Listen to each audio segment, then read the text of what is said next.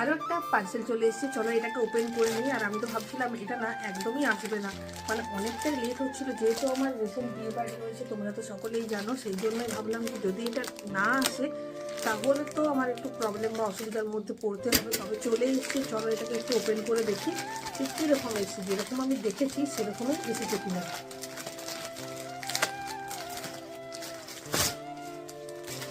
এটার মধ্যেও তো রয়েছে দারুণ সুন্দর একটা শাড়ি, কালারটা তো প্রচণ্ডই দারুণ, যেরকম দেখেছিলাম সেরকমই, কিন্তু এই শাড়িটার না কোনোরকম কোনো রিভিউ থাকেনি, সেই জন্য আমি বুঝতে পারছিলাম না যে কীরকম আসবে।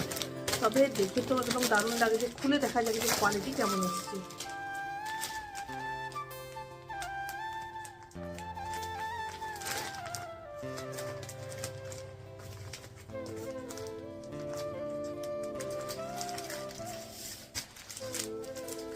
এই যে দেখো, পুরো শাড়িটা একটা ব্লু কালারের উপর রয়েছে, আর ছোট ছোট এটা যে দেখতে পাচ্ছ এগুলো কিন্তু সুতোর কাজ করা রয়েছে, আর এই দিকটা হচ্ছে প্রিন্ট রয়েছে, মানে এগুলো সুতোরই কিন্তু কাজ করা রয়েছে, আর পুরো শাড়িটা এরকম।